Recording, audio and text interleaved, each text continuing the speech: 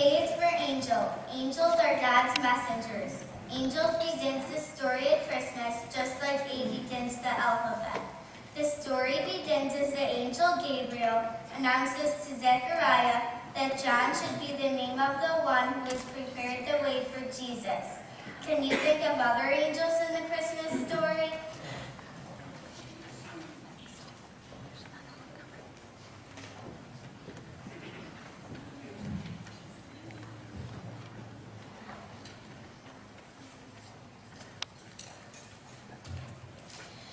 B is for Bethlehem.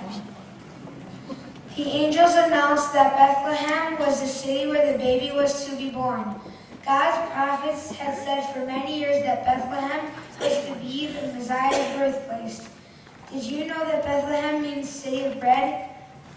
Let's sing this song we know about Bethlehem.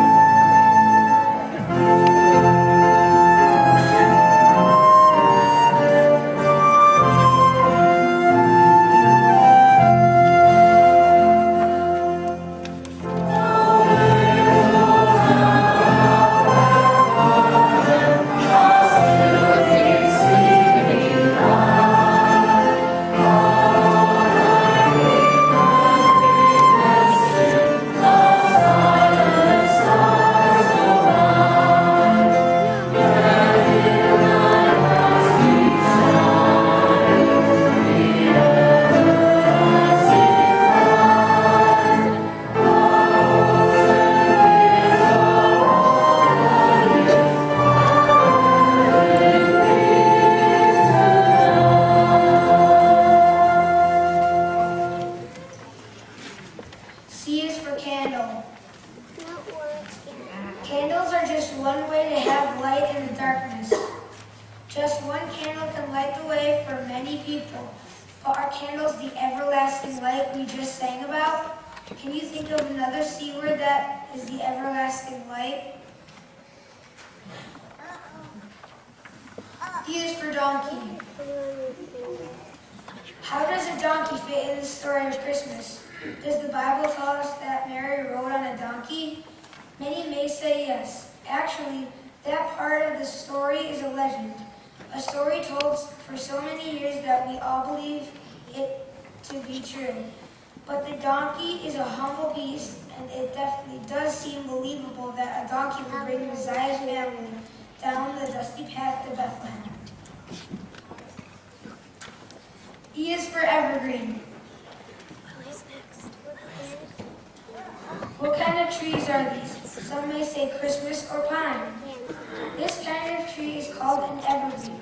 Why would we choose this kind of tree to help us remember the meaning of Christmas? An evergreen never loses its leaves or needles like other trees do. Just as the story of Christmas never loses its power to excite and enliven us. That's why we bring evergreens into our homes to decorate for Christmas. about an evergreen that reminds us of the joy of Christmas.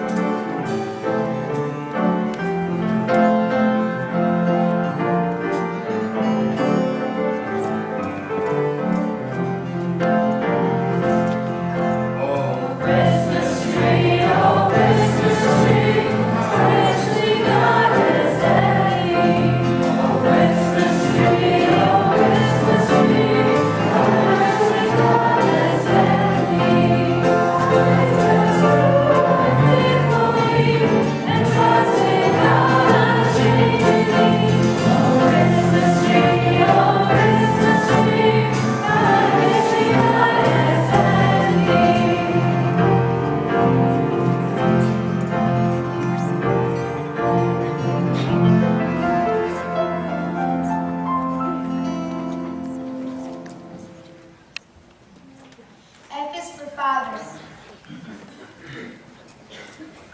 Who is the father in the Christmas story? Some may say God, some Joseph. Jesus is called God of Father, didn't he?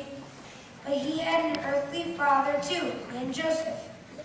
Father Joseph was of the house of David, meaning that King David was one of his ancestors.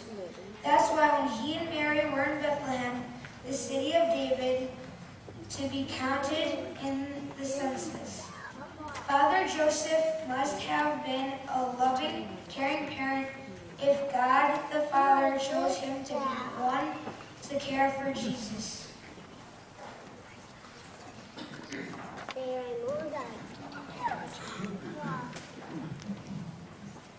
G is for gift. At Christmas we receive lots of gifts, don't we? The best gifts are usually surprises all wrapped up and meant just for us. Just like the greatest gift of all, given that first Christmas. Can you guess what gift I mean? H is for heart. Usually we receive gifts with our hands, but the best Christmas gift is received in our hearts. That is where joy can be found. Let's sing about the joy of Christmas being born in our hearts.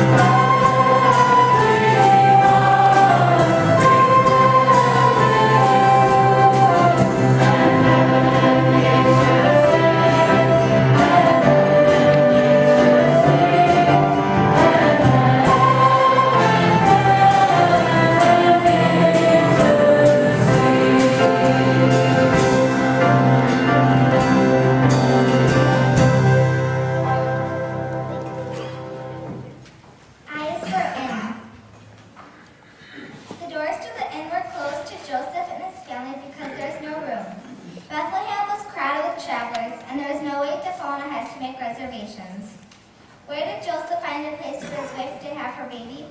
They stayed in the stable with the animals, didn't they? Sometimes our hearts get crowded too, with all the busy Christmas activities.